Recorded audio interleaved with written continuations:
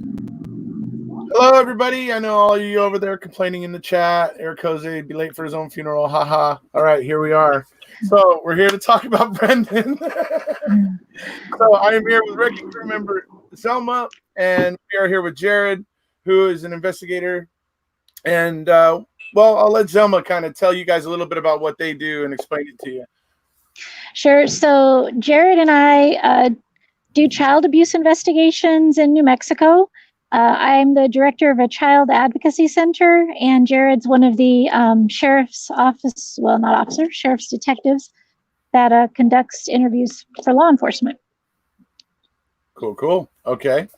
And for instance, maybe, I don't know, kind of an example of like a case like you guys would get involved in, maybe not a specific one, but basically a rough outline of what you guys kind of do and how you get involved generally. Sure. So do you want to do that, Jared, since you would be bringing them to me?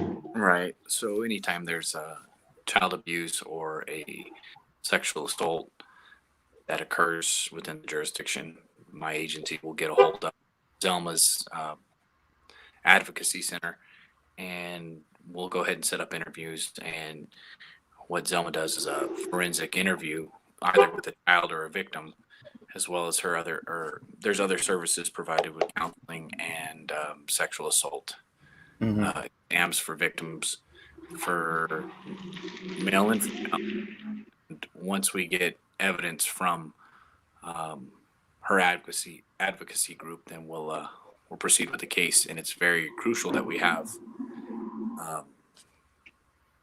her agency as well as my agency working together, because evidence and the way we work with getting interviews, finding out pertinent information, because sometimes law enforcement doesn't get the correct information because victims are talking to police officers, right, instead of talking to a woman sitting across who knows how to ask a question. I imagine intimidation and things could be a factor, right? There's a lot of factors involved that a lot of victims don't give us the information that we need to proceed with the case. And that's where Zelma and her team come in, and they help get that information, and they do it in a very comfortable, compassionate, and empathetic way. Where so I understand then your group then, Zelma, kind of facilitates the interview, or you actually kind of handle it?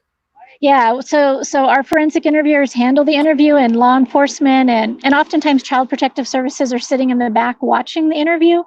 But yeah, so we're actually doing the interviews.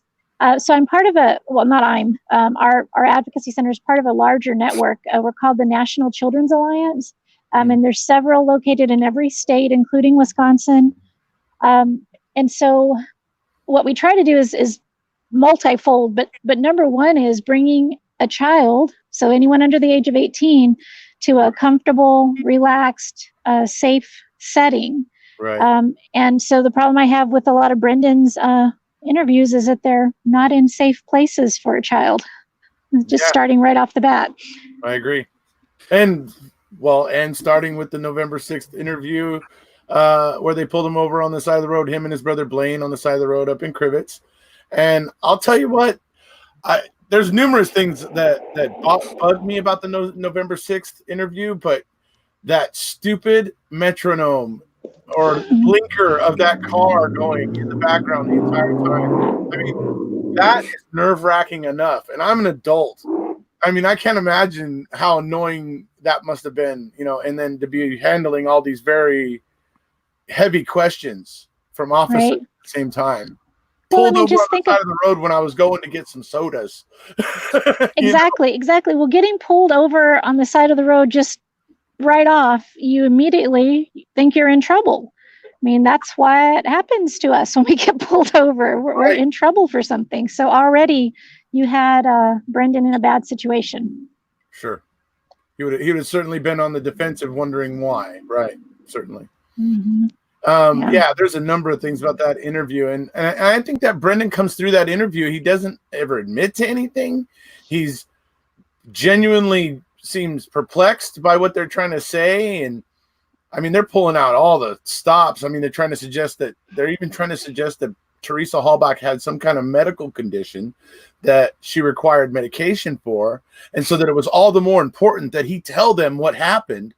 And he's just like, guys, you know, I mean, he never gives in and gives up anything, never says anything.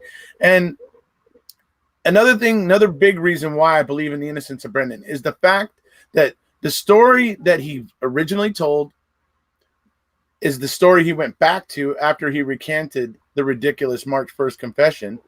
He went right back to that story. It never changes. It remains consistent through retellings. And that, for me, is an indicator of truth, because that means he's thinking back and actually remembering events in his head, and it's coming out the same way every time. You know what I mean? And so that's another big indicator for me.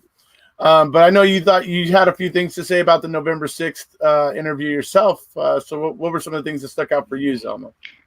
Well, I think what bothers me the most, even before we get into what was said, and I'll admit I haven't done my due diligence on contacting all of the child advocacy centers in Wisconsin.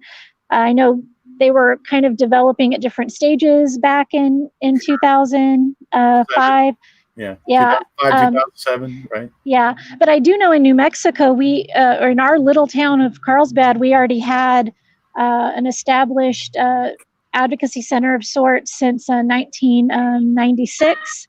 Mm-hmm. So, I mean, they were pretty developed. So I imagine Wisconsin had it. So my first question is, you know, why was this ever okay? It should have been recorded, right? And I don't know if they're saying that the sound was enough, but it should have been recorded and it should have taken place at a child advocacy center. So that's my first problem. Sounds like Jared's having something going on over there. Yeah, it might be. You can hit mute, I think, if you need to.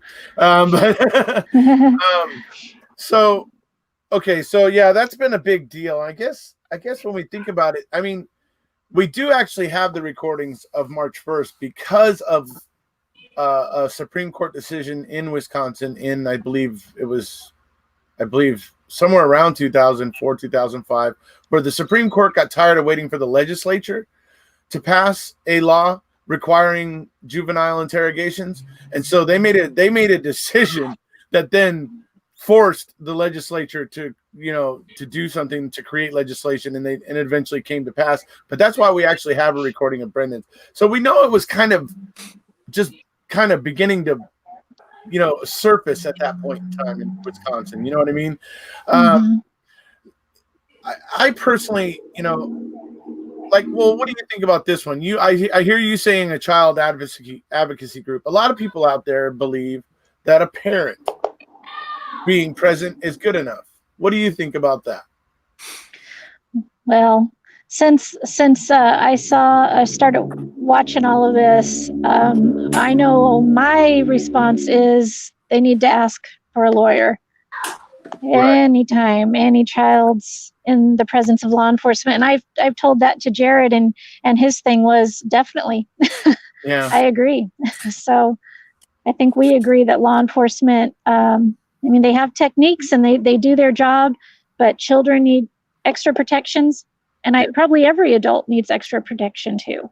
Well, it's a sticky thing. I mean, I am personally of the opinion that 99% of law enforcement officers are just good guys, and they just want to get through the day and hopefully not hurt anybody else and not be hurt themselves and do some good for the community. And I believe that's what most are. But I think sometimes in the rush to close cases and things like that sometimes corners get cut, and that's where we see things like what happened with Brendan.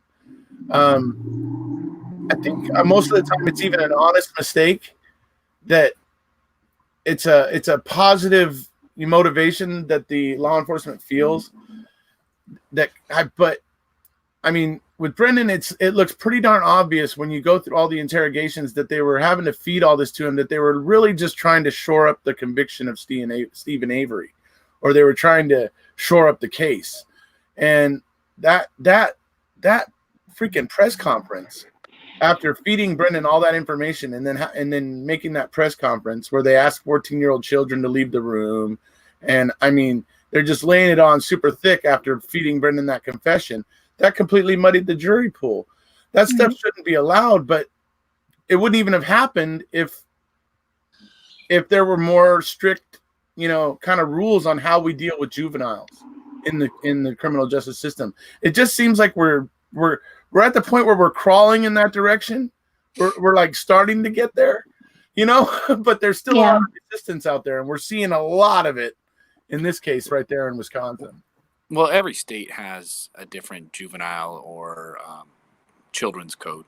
Sure. New Mexico has children's code, and we have to follow certain types of rules, and these rules have been set forth by case law as well as legislation. For law enforcement officers, case law is double-edged sword. It's either good or bad, and there's no wiggle room. We've seen a lot of good case law come out of Graham versus Connor, Canton, Ohio versus Harris, things like that have given law enforcement good things. But then case law, I believe it was Arizona versus Miranda, where we had to do the Miranda rights. So juveniles in our state, and it should be in a lot of other states because they don't have the idea or the concept of you have the right to remain silent. Right. They have to be explained in a different manner. And that's why our state, we have a very, I would say, strict rule with juveniles. We have to read them a juvenile Miranda right, and we can't call them certain things in court. And that's because children are children. They're not adults. And we have to do things differently. So that's where each state has their own sovereign, to where they can do their Miranda for juveniles or their children's code or juvenile justice system differently than any other state. Texas is completely different than New Mexico's. Wisconsin, different than other places. So you'd have to get back and analyze what the children's code or juvenile justice system is for Wisconsin. And if the officers did what is in accordance to the juvenile code or justice system in Wisconsin, then that's a flaw on the judicial system as well as the legislation there. But if they did something, then that's where the courts come in and say, hey, this isn't going to work, and this argument or this confession is going to be thrown out. Fruit of the poisonous tree. Right. As law enforcement officers, we'll bring our case to the district attorney's office, and if the district attorney's office says, hey, this is slippery slope here, or you're skating on thin ice, then there's going to be a suppression hearing. I don't know if that was the case. The district attorney as well as the law enforcement officers, what their discussions were. Right. Well, yeah, I get what you mean about the differences and everything, and obviously in terms of Wisconsin, they're fine with what happened with Brendan. They're fine with the evaluation of the confession. They're fine with what Wiegert and Fassbender did. They're fine with all that. That's from their decisions of the appeals and that sort of thing. That's what they're saying. However, when this thing bounced into federal court, it started to go a completely different way. He originally wins with Judge Duffin. Then the state appeals that. It heads to the 3-judge panel. Again, Brendan comes up victorious 2-1. And it's looking like finally that this kind of thing is going to get some notice. And then the state filed for the en-banc review, and they get that, and then it suddenly swings against Brendan 4-3. And it's also, I'm not suggesting any, whatever, but it's just odd that a particular judge chose to retire just before the en-banc was convened, because that judge has come out with an opinion since then that looks like he probably would have landed on Brendan's side. And if it had been a tie, Brendan would have won, because he had won twice previously. So that's an interesting thing to think about. Have you guys read the dissenting arguments as well as the winning arguments and why the opinions? The dissenting arguments are powerful and awesome. I did a whole video about them.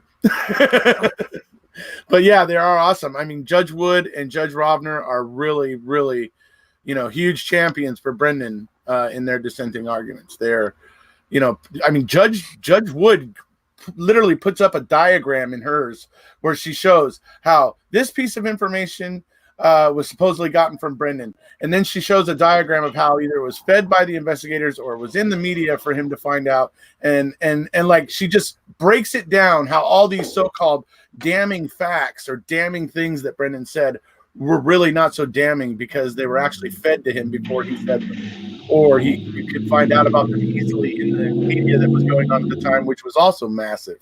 I mean, you couldn't turn on the news at night without hearing about Stephen Avery in Wisconsin at the time. That's one of the setbacks of having media wanting more and more information. Of course, it's good to have clear, transparent government, but at the same time, law enforcement as well as the media can do things, and that's why they tell juries, don't turn on the news, don't watch anything like this regarding a case. So that is completely understandable, and I see where it could affect somebody. Yeah, I mean, it's just that's what Judge Wood was pointing out, where she was just like, none of this, literally none of this can I count on the fact that it came from Brendan, because I can either, number one, point out that the investigators said it first, or that it came from, and so she's like, I can't.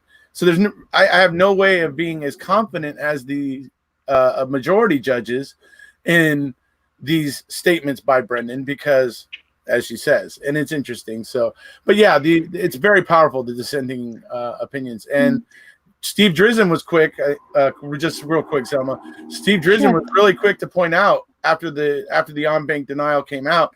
He was like, it's oftentimes that a dissenting opinion will turn into a majority opinion somewhere down the line, where basically maybe with another case or something, but some judges will then look back to that dissenting opinion and they will write a majority opinion that will finally help juveniles, help at least mentally limited juveniles like Brendan in our criminal justice system have a path to bounce in to federal court without having to try to overcome AEDPA. I mean, that's probably the biggest problem. And that's what I was hoping the Supreme Court would create here, is a path for those mentally limited juveniles to get out of the small pond that they're in into the federal courts, so that their confessions can be evaluated rigorously, and that we can possibly get real justice on this stuff. So, yeah. Well, and I think what bothers me is, even if Wisconsin wasn't following best practice guidelines that the National Children's Alliance sets forth now, I did jump on the websites of, I don't know where he would have been taken. I think Green Bay wasn't open at the time, but there's several little spots around his area where he might have been taken. Mm-hmm. And one of the things that we do with all children, but I think in particular, if law enforcement had brought a child in and said, hey, this kid's got some developmental delays, we would have definitely gone through a list of rules that we cover with children before they're interviewed. And in a couple of the interviews, I did hear law enforcement say some things, but then they just came back on them and acted like they weren't really rules. But some of those rules, figures, hopefully this person will turn off their car in just a second. Not hearing them too much, so. Yeah, okay. I don't hear them. So some of the rules that we would go over, well, actually, let me go through all of the rules. So the first thing we would do is when a child comes in, we'll say, hey, when we're talking today, I'm going to be asking you some questions. And if you don't understand something that I say, I want you to tell me that you don't understand. And that's real important, because I think Brendan didn't understand. There's no guarantee that Brendan would say, hey, I don't know what you're talking about, but it gives a child the opportunity to say, oh, okay, I have that option, right? Mm-hmm. Oftentimes we'll even give them an example. And so an example might be, if I, asked you what your, or I don't know, what do I usually say? Well, he's older, but I'll often say, like, if I asked you what your gender was, what would you say? And sometimes kids won't know that. What's my, that could be too, yeah. That's the one you always ask. We give them some practice, right? Once they've answered that one, we'll go on and say something like, hey, if I say something wrong today, it's okay if you tell me that I'm wrong. So then I might give an example of, if I said that your mom's name was Susan, what would you say, Brendan? And then Brendan could say, no, my mom's name is Barbara. And I would say, okay, thanks for correcting me. Right. If I say anything else wrong, let me know. We also let them know that if we get anything wrong today, it's okay if they tell us that we're wrong. That's important because, and Brendan did say several times in his interviews, that I didn't do that, right? We let them know that we don't know why they're there today. We don't really fully understand what's going on. And that's the exact opposite of what happened in Brendan's interviews. In fact, they're telling him they know that things happened that nobody to this day knows that happened. Right. And then finally, and this one sounds a little bit silly, but it's researched and it's proven, when you talk to children, the best way to guarantee that they're going to give you a truthful statement is to just ask them for a truthful statement. So if Brendan was sitting in front of me, I would say, hey, Brendan, it's real important that we talk about the truth today. Do you promise that you will tell me the truth today? And then I would wait for Brendan to say, I promise I will tell you the truth today. And only then would we begin any kind of an interview. Right. Because Brendan then knows all of the rules. He knows that he can correct me. He knows he can tell me that I'm doing something wrong. He can tell me he doesn't understand. He doesn't know.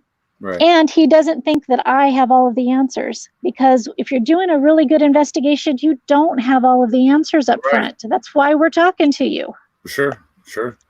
It sounds like you guys are doing something that is kind of a problem. I mean, when we look at Supreme Court law and what they say about juveniles, they do say that juveniles are more susceptible to psychological pressures and that sort of thing. And that's why you have to be more careful with them, that they require special care. That's why all this terminology comes out. I mean, it's because we realize that kids are just more susceptible. They don't have the ego or the, just the character built up in them yet.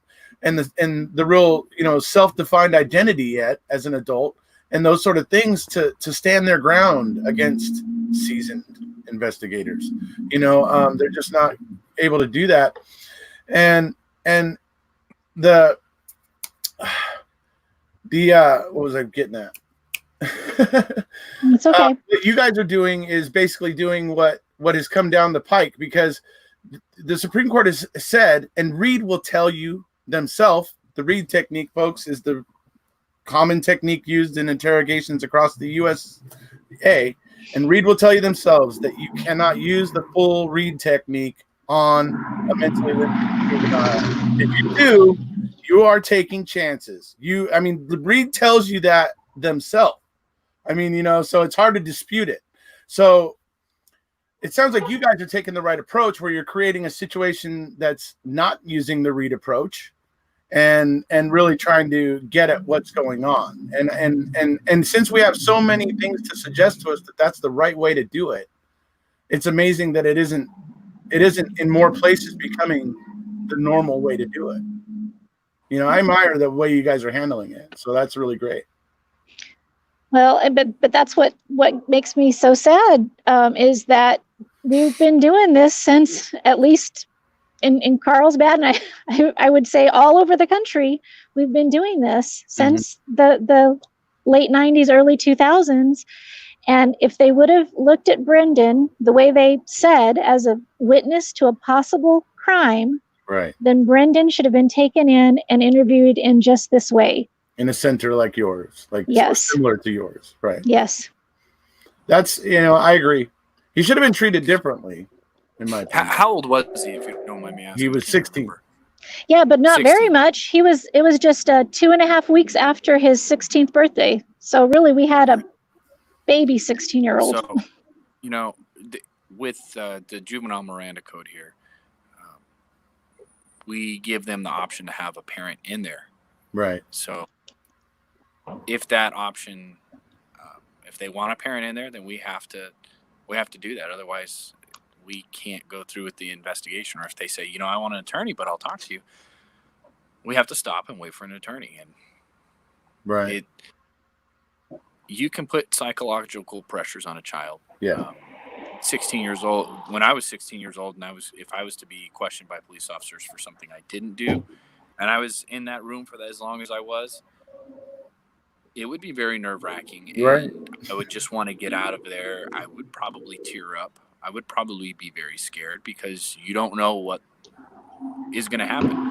And if your uncle was in jail for something for a long time and your family has told you, he didn't do it, and he gets out and he's free, your trust for law enforcement is going to be diminished. And so now you're scared. Yeah, sure. Absolutely. I honestly think Brendan wasn't at that point, though. I think at the point in time I think he honestly wanted to help the investigators. Like he didn't want to disagree with them and their point of view. And their point of view was that Stephen had done it. Brendan didn't really follow along with that point of view. He doubted it himself, but I think ultimately he wanted to please the authority figures that were sitting in front of him. I mean, he's in between a rock and a hard place, really.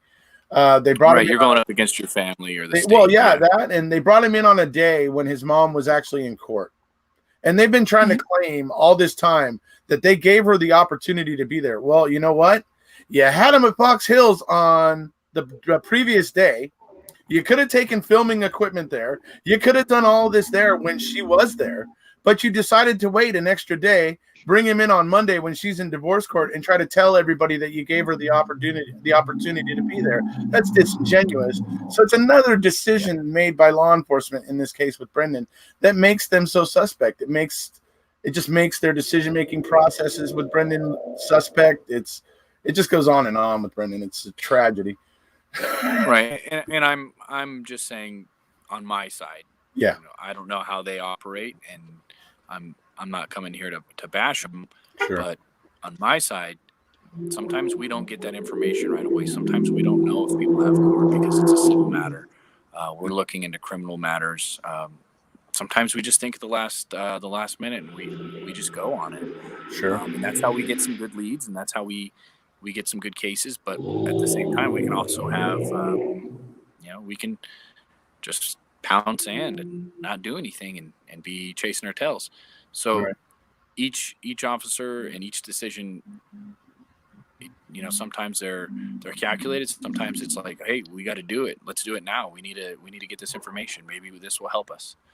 Yeah, I understand. And I'm a lot more forgiving when it comes to adults. You know what I mean? It's with adults, it's a different ball game. Obviously, they've had the chance to grow up. They've had the chance to plug themselves in. They've had the chance to learn about things. And so they if they choose to give a false confession, well, you should know better.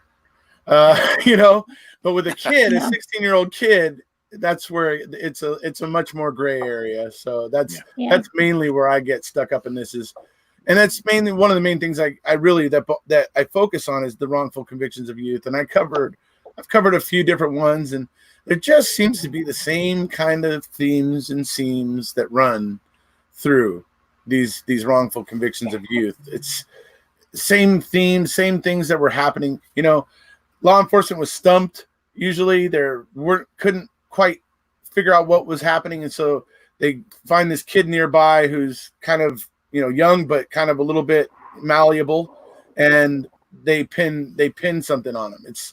I've seen it.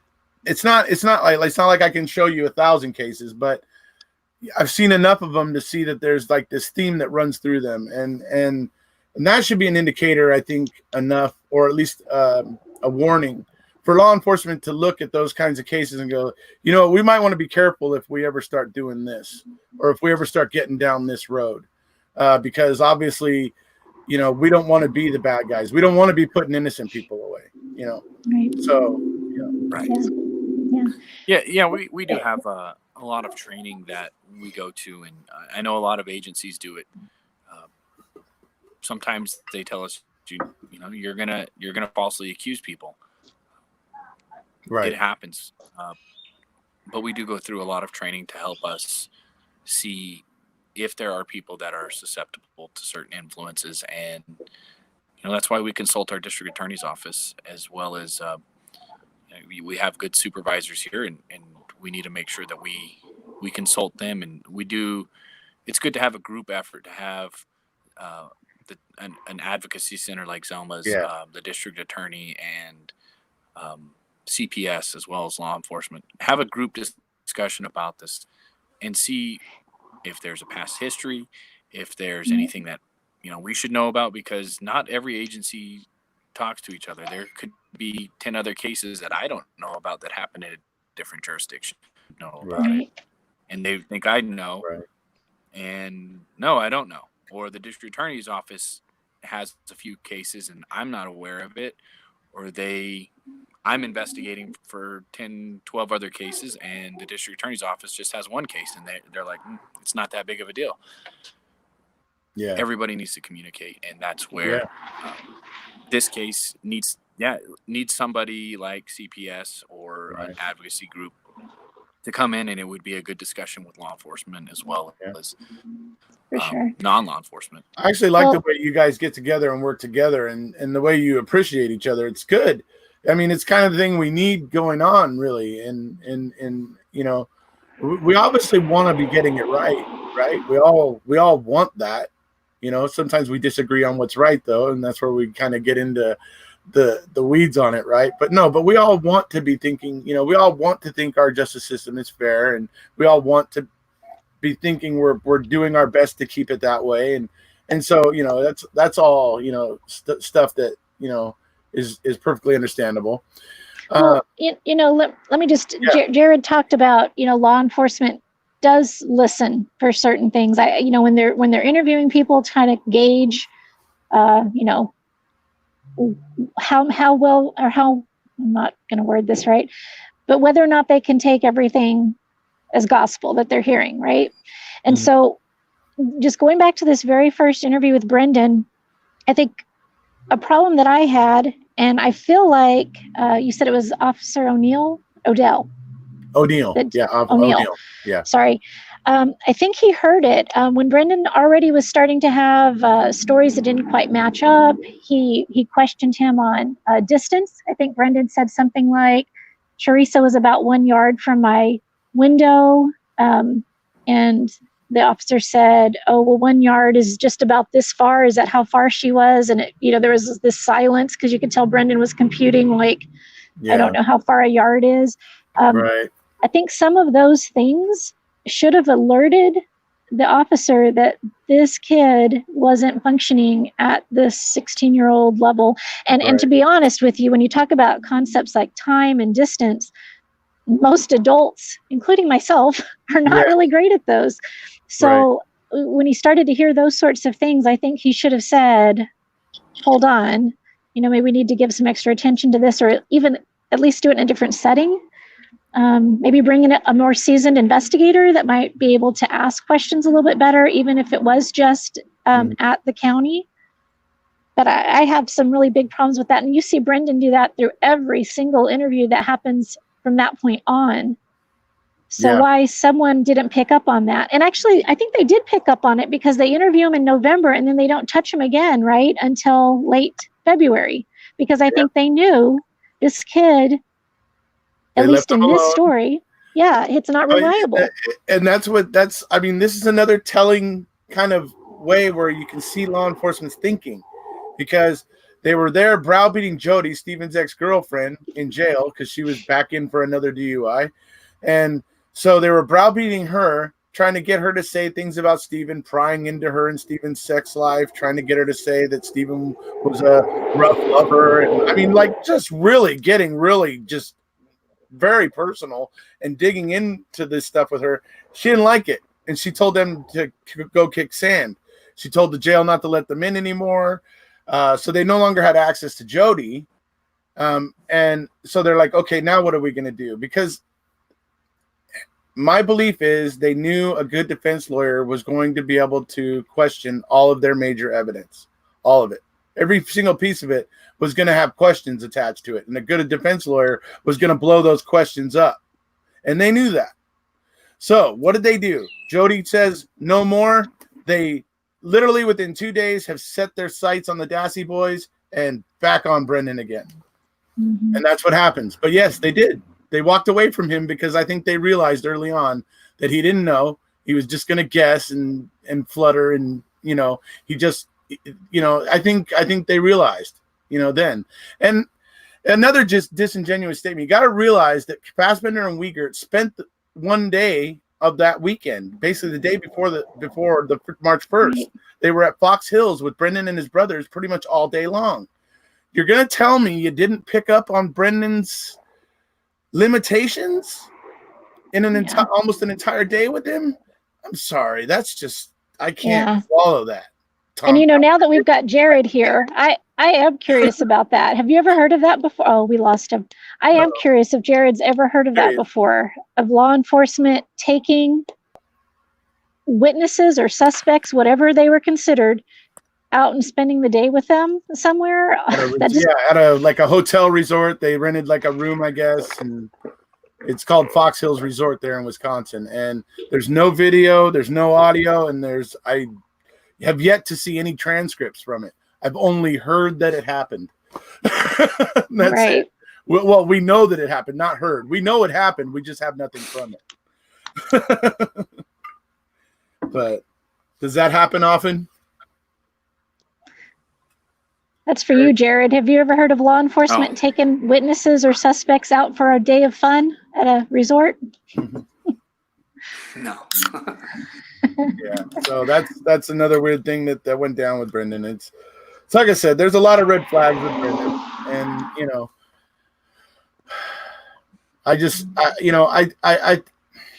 I'm on the fence with Tom Fassbender and Mark Wiegert. I can't tell if they were just overzealous, if they just were having the kind of brother of the badge mentality, believed Stephen was guilty, and so they progressed in this because they just believed it was true and that it was an honest mistake, or that they had some inkling and did it anyway. I'm really on the fence with them, because to me it should seem pretty obvious that Brendan's limitations. I only have to watch 5 minutes of that interview and go, yeah, this kid's clearly got some limitations.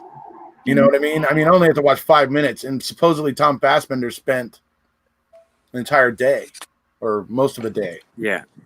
So, well, it'd be good to see what the officers or detectives wrote at that time. It would be going into body language, or if you could tell if there was an influx in tone to warrant a second interview. And if they did do a second interview, at what point did it turn into an interrogation? These are questions that people should look at. And if it was my child, I would do exactly that. At what point did this turn into an interrogation? Yeah.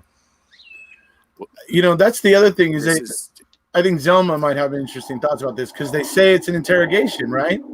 But yet, what's the first thing they do to Brendan when he gets there? They're reading him his Miranda Rights and telling him, you don't have to tell us anything. And it's like, what? Yeah. Is this? Am I a suspect? Somebody who wasn't Brendan would have been immediately going, wait, am I a suspect? Because that's what those questions would have immediately prompted. Yeah, that car interview was a really an emotional roller coaster, because it's like, you're free to go anytime, and then they're social, and then all of a sudden they're like, you're lying, you're not telling us everything, that girl never left, and it was just back and forth. And I'm sure Brendan, and of course now we all know he's not real emotional, so who knows what was going through his brain. Even if you hear him being real, just matter of fact as he's answering, I'm sure in his head. Did he get any diagnosis on if he was socially, emotionally delayed, or he had a diagnosed SLP that was diagnosed at his high school, or by an SLP, a speech language pathologist. So he had been diagnosed as having a speech, like he was able to read well, but like he wasn't able to handle a lot of verbiage being spoken to him. Like if you got too wordy with him, speaking to him, he would kind of flutter. He would his comprehension level was low, if that's to be blunt. Right. Yeah. And that's one of the things that another SLP, another speech language pathologist, got together with a professor over at the Wisconsin Law School, and they recently did an under the hood look at it. And she actually was saying the same thing, diagnosing Brendan the same way. So it's actually now basically been two diagnoses, basically. So. Mm-hmm. Yeah. And really actually important stuff to look at. Yeah. Well, that article, as we read that at our advocacy center, I mean, that's all the research that our interview techniques are based on, all of that. And so reading that was just like a guide to how to forensic interview somebody. And all they need to do is pick that up and they could be better interviewers overnight. I agree. I mean, I like what you guys got going in Wisconsin. And if in fact you guys bring in people that are being being brought in to be talked to as a witness, and that they come through you, and that you guys handle that, I think that's good. And that would have probably been helpful to Brendan if it had happened there in Wisconsin, certainly. And so I admire that. I applaud that. I think that's great. Yeah. I think that's just as important as district attorney's offices having conviction integrity units to just periodically go back and look into cases and make sure that new evidence hasn't come up that casts things into question. And I think conviction integrity, because it's always better if the DA is choosing to correct it themselves. It's a lot cheaper. There's a lot less wasting of court's time. There's a lot. There's a lot of things about it that it's better if the state is looking back and trying to catch their own mistakes, because it gets resolved much quicker than the adversarial process that happens in our courts. Right. Well, and I think, and I know I don't know if it matters anymore or not, but one of the things we like to do with our interviews is transcribe them. And, we've got all of Brendan's transcribed, but then you just kind of compare what is the interviewer saying and what is the child saying, and just kind of look at the amount of words that are being spoken. And I mean, you just glance at that and you can tell that the words didn't come from Brendan. It should have been totally flip-flopped. And, I actually contacted you back before the rally this year because as I was looking at those, I was just thinking, man, there's so many times that any of those investigators could have fixed their interview to see if Brendan was really had those facts in his head or not. And it would have just been opening up the question, even if they said, you saw bones, tell me everything you saw in the pit, Brendan. Tell me everything. And just let Brendan talk, because if he didn't have any description of what was in that pit, then he probably didn't look in that pit. Right. Exactly. And I mean, I don't know. To me, that it just is crazy that I guess I was really upset when I found out that Brendan's chances were kind of struck down again recently. And I'm thinking, how can any rational person not look at that and at least say, let's look at this again? Well, he's a governor. He's got his political kind of career to think about. And so, and I don't agree with it, but he obviously sees Brendan, pardoning Brendan as a risk. And I don't hate Governor Evers, but we'll keep working on him. And hopefully we'll get him to come around. That's the way I look at it. I hope so. He's a governor. He's got a lot of weight on his head. He obviously does want to get reelected in a year and a half or whatever, when reelection time comes around. And he may see Brendan Dassey as a very, very hot issue right now that if he acted on, it could sway his political base and that sort of thing. So he may be scared of it right now, but hopefully in time we'll work on him and maybe he'll come to terms with the fact that he'll realize that Brendan is a gentle soul that would literally would agonize over it if he killed a fly. So, I mean, that's the kid he is. He's 30 now, but he's still kind of a kid. Yeah. He still is a kid. Well, I don't know. The only other thing that really bothers me about the interviews that I wanted to bring up was just the lack of corroboration. I think, anytime you get any kind of a statement, and I think our officers are pretty good about this, is, just because someone says something happened, unless there's something to back that up, which is, I think Jared's told me this before and it drives me crazy. Sometimes they'll have people that come in and confess to crimes and, we don't do anything about it because there's nothing to back it up. And I know you've been doing those killer confession videos, right? Confession killer videos. Really, Lucas. So what gets me is if we know that we do investigate it.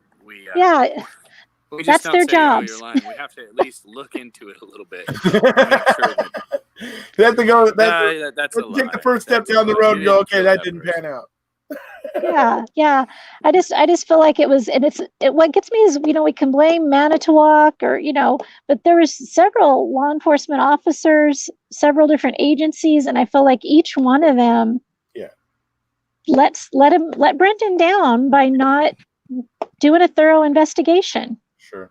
I believe there is a, good or bad, I believe there's a certain culture that exists, like with law enforcement and stuff and that sort of thing. And I just think it's slow to change. And I think that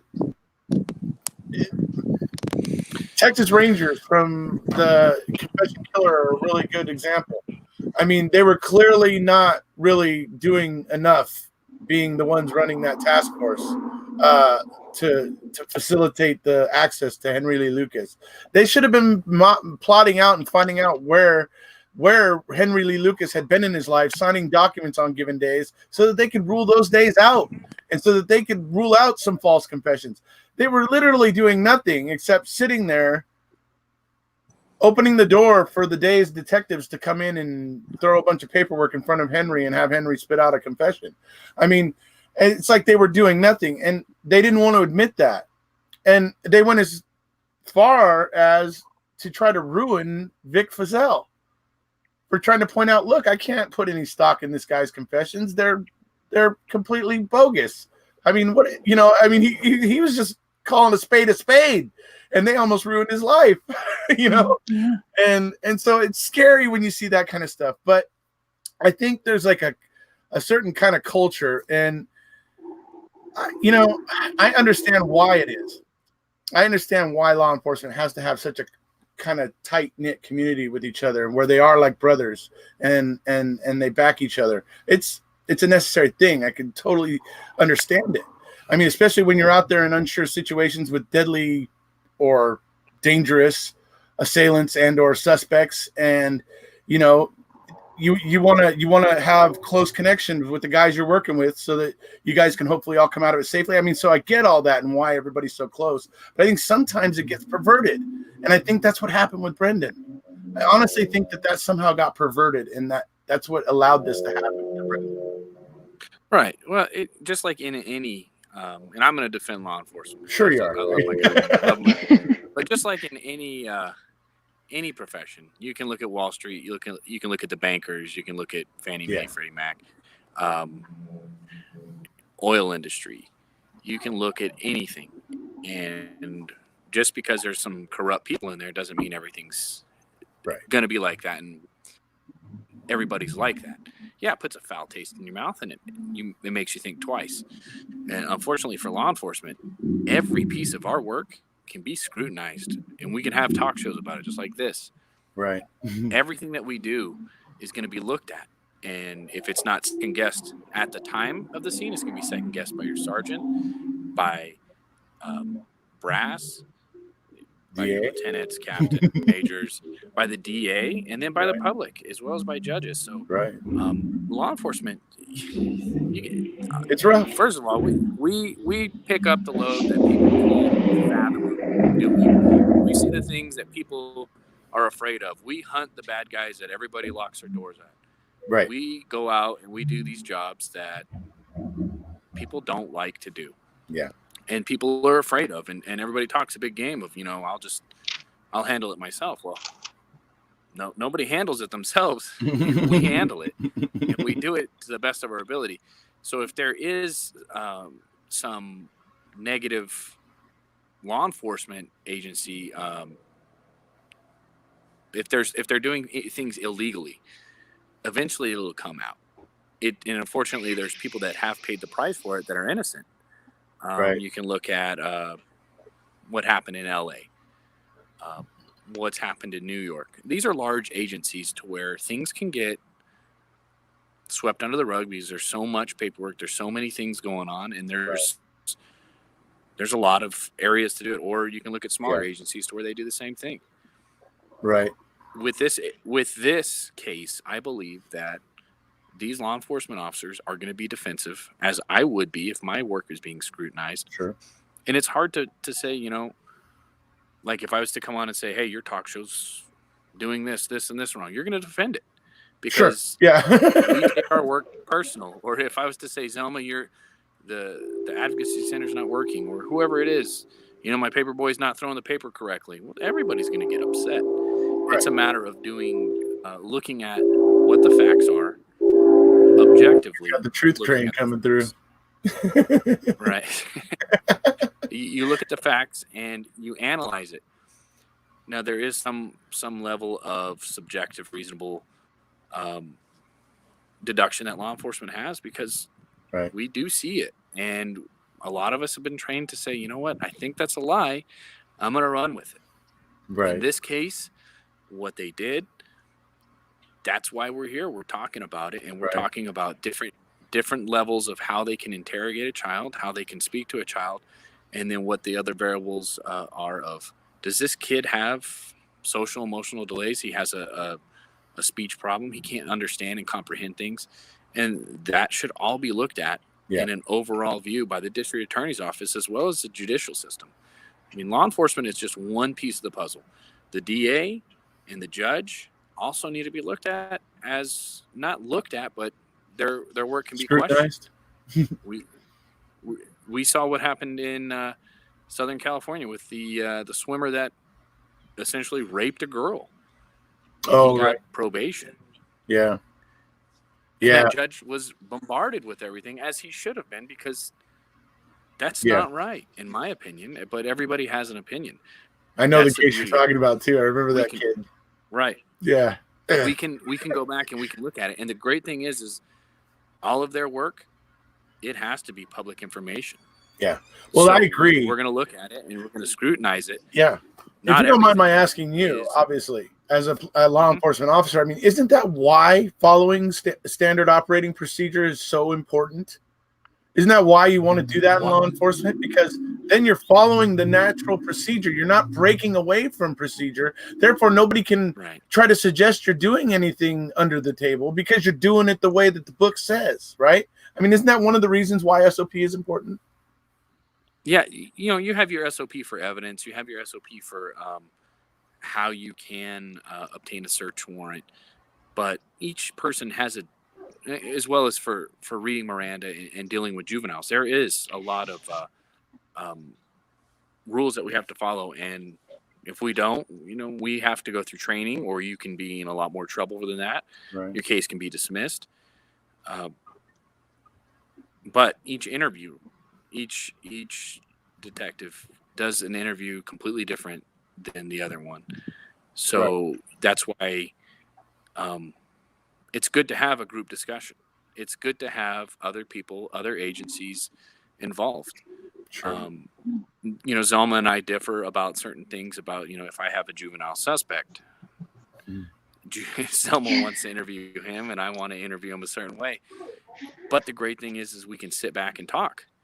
Right. And we take breaks and we talk about it. We're not quick to rush into it, because when you are, and I've learned a lesson the hard way. If you do things halfway, and you don't do it correctly and follow SOP as well as follow policy, right, you're going to get yourself in trouble. And it's good to listen to other people and look at other sides of the spectrum, because you can't. If you're thinking, we're most law enforcement's type A personality. If you're looking at an A personality all the way, you're going to miss things that other people can see. Like, hey, did you see this? Did you hear him? Did you see his body? And if we're not paying attention and we're just completely set on this one train of thought, we're going to miss it the way you would interpret it. Right. Mm-hmm. Right. Yes. So you can tell me, the sky's blue, but we can hear it two different ways. Like, you can say it sarcastically, or you can say it just normal. And I'd be like, yeah, what's going on with that? Why is he? All I heard was the sky is blue. No, there's more than that. Yeah, right. You have to have an objective, reasonable approach to things. Yeah, that makes sense. Like I said, I think it's great that you guys get together and pull together like that. I think whatever information you guys get when you're doing that is going to be far more reliable. So I think that's great. Yeah. and I do wish it had Hey. been there for Brendan back in 2006, 2005. Me too. So I know Zelma wanted to be there. Well, I just think it should be a factor now that things were not handled correctly, and if there was a protocol in place and the protocol wasn't followed, which I know we need to do more research to find out, then I think that should be looked into I think we by have the governor. The right time for bringing this up on a national platform, because President Trump just did a reform for criminals in a certain aspect. Yeah, there's a lot of celebrity influence, but you got to get a hold of your legislators. You got to get a hold of senators, representatives, both state and federal, and let them know that this is the change that you want. And that's the beauty of our country. We can change things by political pressure by voters. Say, hey, look, if you're not going to do this, we're going to vote you out. And there's a lot of single issue voters out there, so things can change. Right. Yep. It's definitely true. I'm sorry to cut it off. My battery's at 2%, so yeah. Well, it's great having you here, Jared. I can at least say hello and bye. Yes. Well, thank you for being here. Thanks it's very interesting, obviously, getting your point of view on some things. So thank you for being here, and we'll look forward maybe to doing this again sometime.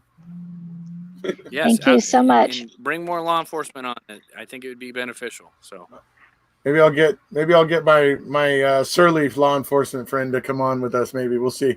Yeah, hopefully they will. Right on, man. Okay. All right, everybody. Have a good. I think we're gonna wrap this one up. Jared's battery's getting low there, so we'll just say goodbye to Zelma here real quick. It's been a very interesting chat. I had a very good time talking to you guys. Actually, it's very interesting what you guys do. So I'm actually even doubly pleased to have had this conversation with you guys today. So thank you so much for being here. Thank you, guys. We appreciate us giving us the time to be here and let you know what's going on out there. Yeah. There's options for kids. Yeah, we got to keep thinking about that kind of stuff, Obviously, kids aren't equipped to handle an interrogation situation. Most adults aren't, folks. That's the honest truth of it. Most adults aren't equipped to handle it. So certainly mentally limited 16-year-olds are definitely not equipped to handle it. So that's something we all need to take notice of. So alrighty. I see Roll out there. Bye, Roll. Bye, Hazel. Bye, Jamie. Who we got out there? I'm sorry, Rule is his name. I said it wrong. See you later, Jamie Van Out. Becky Hatfield. Bye, Travis. We'll see you guys next time. And we stand with Brendan Dassey.